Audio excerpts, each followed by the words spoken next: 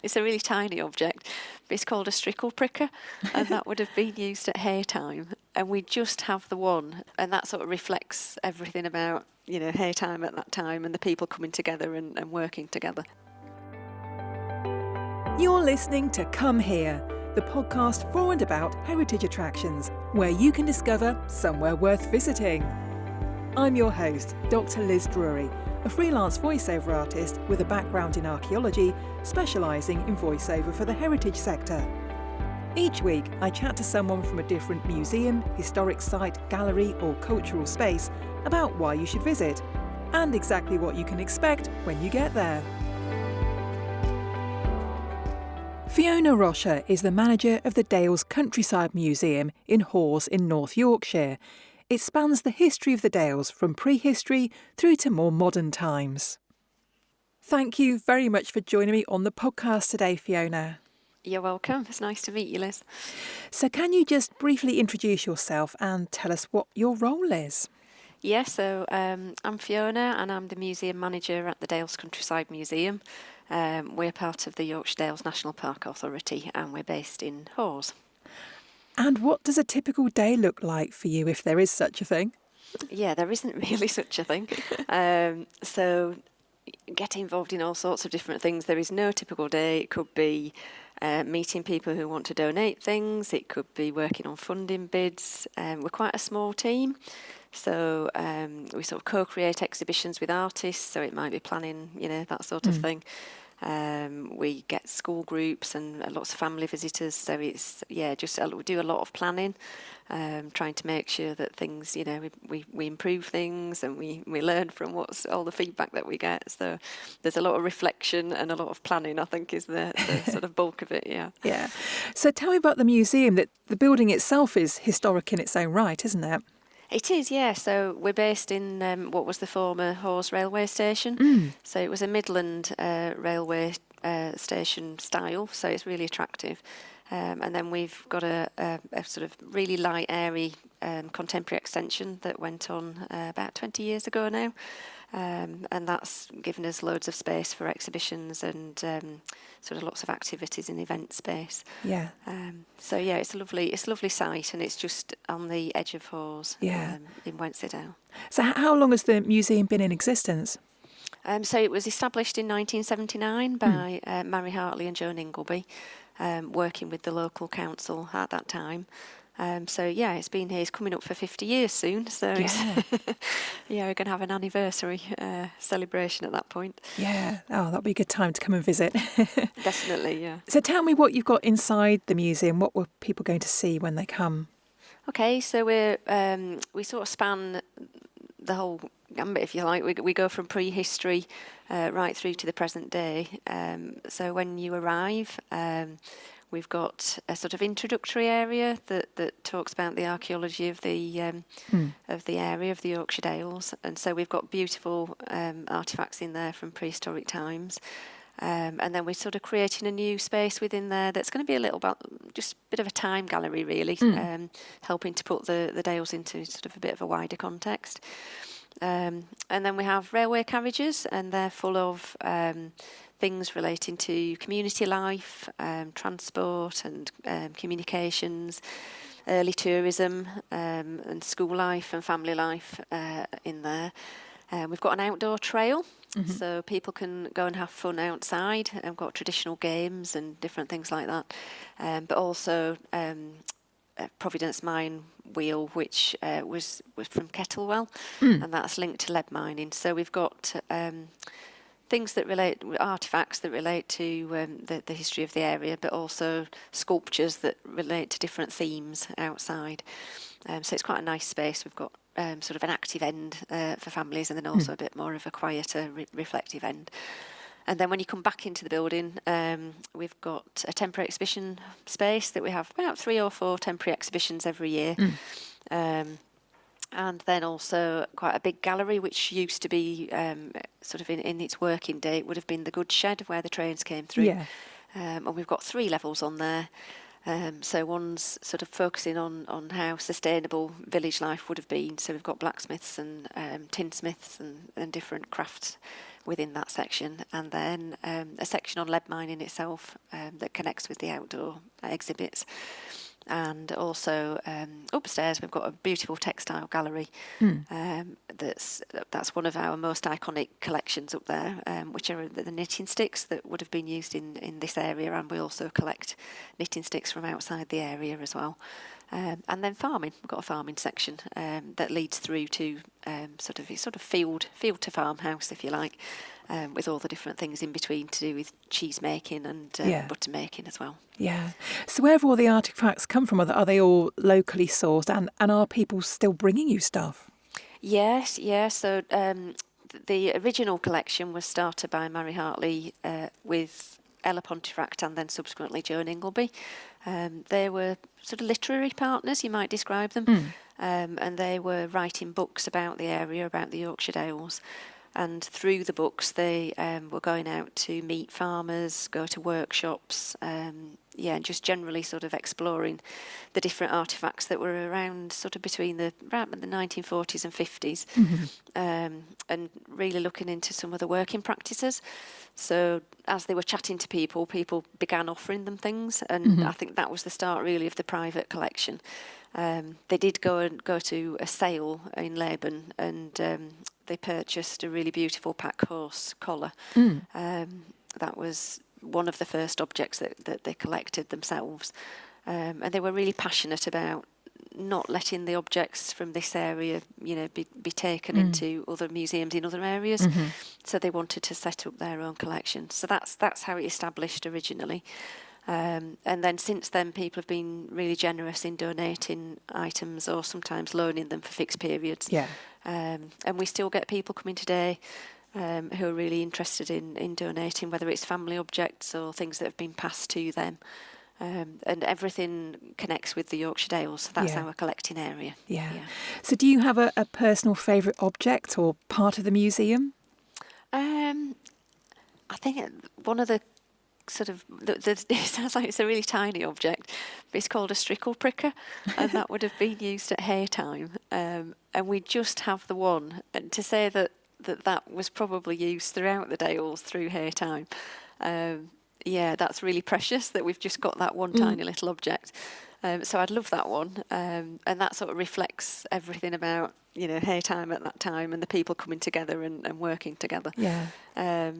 But I do also love, we've got a Bronze Age spearhead, and that just is stunning. It's really beautiful, and that was found at Semawater, and that's one of my favourite places as well. So it sort of connects the two things, both the object and the place. Yeah.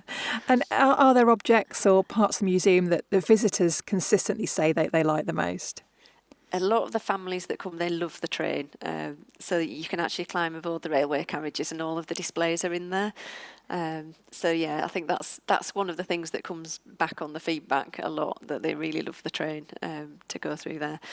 Yeah. But also just, I think a lot of people, we're quite object rich, and we've got a lot of sort of sets, so people I think can really relate to the things that they see. And it's nice, you see families chatting and, grandparents talking to their children about, their grandchildren about the different things that they can see. Yeah. So you mentioned that you have exhibitions. What kind of exhibitions do you have? So we do all sorts of different things, but all related to the Yorkshire Dales themes in our collections. We work with a lot of different artists as well. So it could be an art exhibition, but it has been done in such a way that it's exploring a historic theme or a theme that links to the national park as a whole. So it could be wildlife, it could be historical. Recently we had one that was connected to sort of the drovers, and the artist was really keen exploring the landscapes that the drovers would have walked through with the cattle. So there are all sorts of different things that spark people's imaginations and creativity, and we work with different people in different ways. We're currently working with we've got funding for a young, we've called them the Young Creatives. So a group of young people that we're working with to co-create an exhibition, and that's all focusing on the things that they're passionate about in relation to the countryside. Yeah.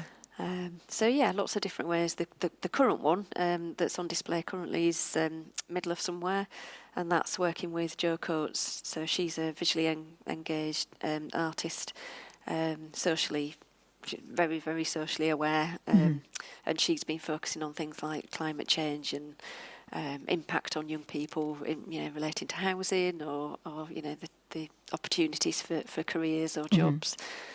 So yeah, it can range from all sorts of different things, and we try to keep it different through the year, so it's not all got one theme.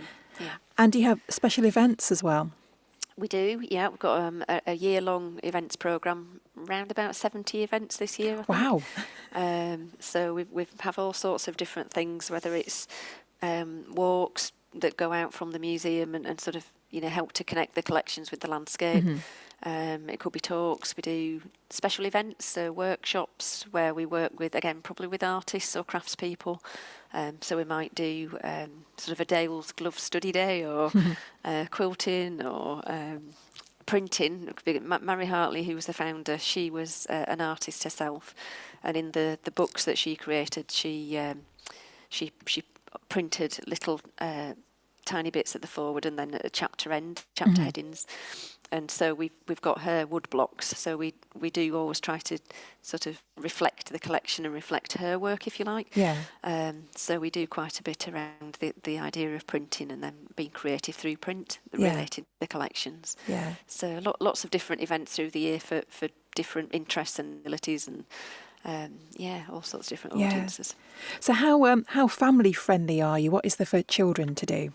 Really family friendly. In fact, we're super pleased that this year we've been nominated several times for the Family Friendly Award with kids in museums. So that's great. Well done. We've been working really hard over the last 5 years to make sure that we are really family friendly. So when families come in, we've got a family welcome corner.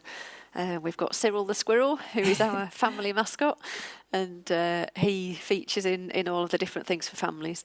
So we've got backpacks for families who might have children with additional needs.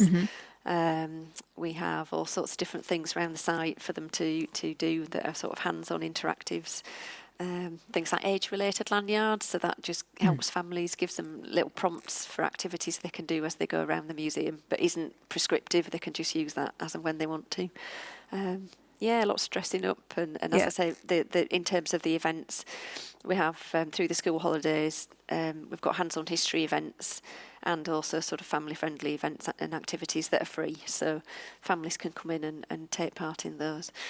And we've also got it's called a Scurry Club Pass, so it's linked to the squirrels, and that's for children. So the children, families can buy a pass for the child, but the child can then bring any carer or adult that they want to bring through the year. So it's not fixed to one person, which gives them a little bit more flexibility as a family to be able to come along.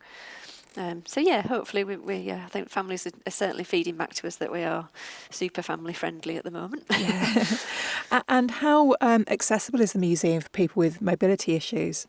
Yeah, really accessible. So we've got people can access the whole site. We've got lifts and ramps that gives physical accessibility, and then we've also introduced something called a pen friend.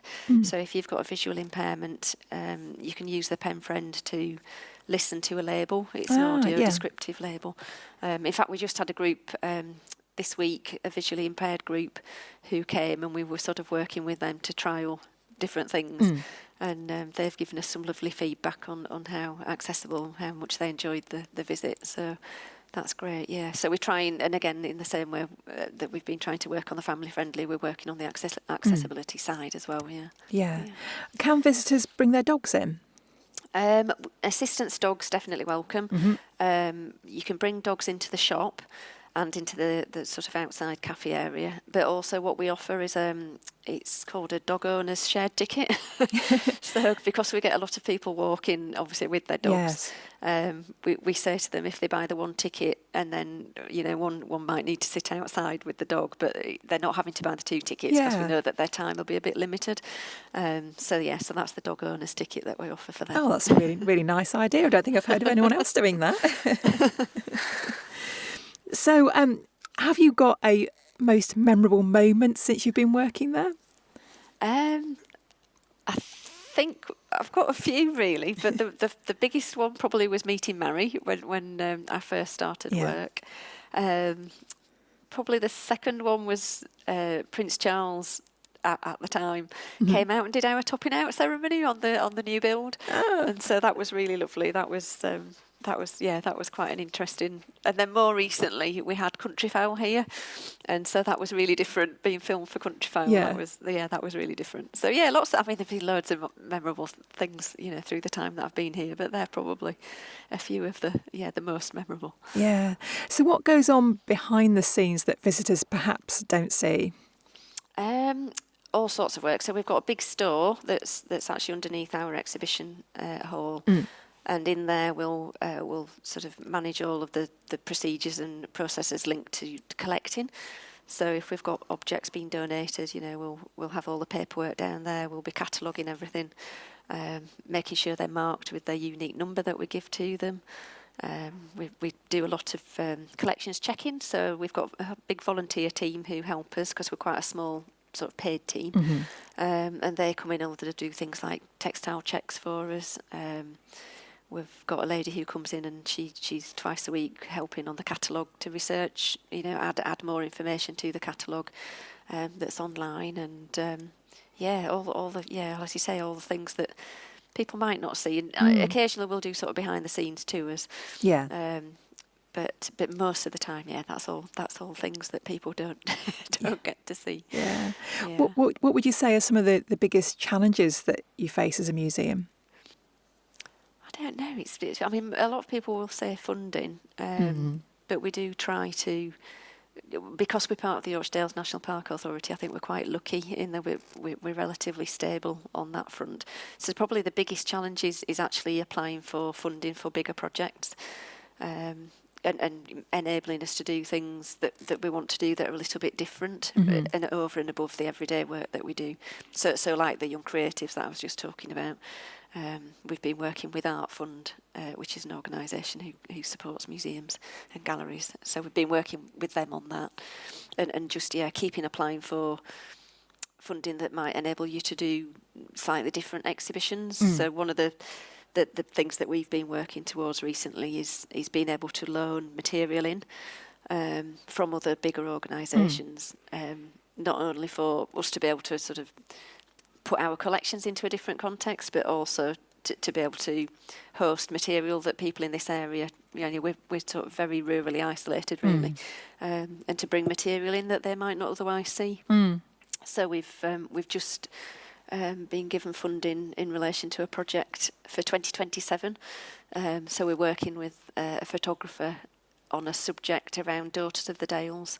So it's linking to all the work that Mary Hartley did initially, and also hopefully borrowing in material that shows how women have been reflected, in rural life, really from sort of Tudor times up to the present day, and then working with the contemporary photographer to get a snapshot of women who are working in this area currently. So I think that's the challenge, is sort of taking up the opportunities and trying to access funding so that you can do different things and present things in different ways. Yeah. Now the museum obviously is part of the wider Yorkshire Dales Park. So just briefly tell us what area the Yorkshire Dales covers and what else people can see around there. Okay, so we're what's the best way to describe? We sort of go from the Laban end, so we've sort of Swaledale right down to through Wensleydale down to Wharfdale, and down to Skipton. So it's quite a span, and we also sort of east to west we go across into Cumbria. So it's quite a large geographic area. Really beautiful, so lots of landscape features to see, cultural heritage. We're really well known for our dry stone walls and barns, beautiful waterfalls and walks to be able to access.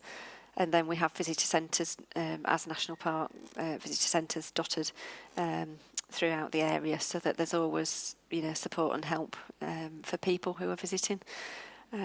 So lots of different things to see from a cultural heritage point of view, castles and abbeys, and as well as obviously your museum attractions as well. Yeah.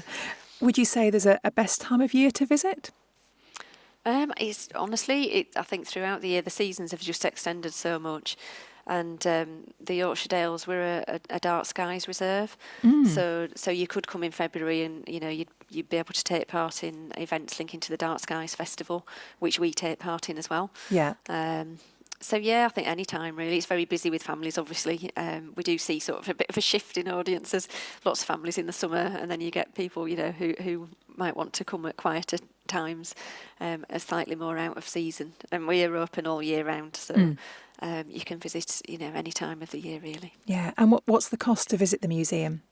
So it's £5 for adults, £4.50 for concessions, and if people have got a group of 10 or over, that's £4.50 for them as well. And we also offer group discounts on various things as well if people get in touch with, in advance. Yeah. We've got an annual pass that's £10.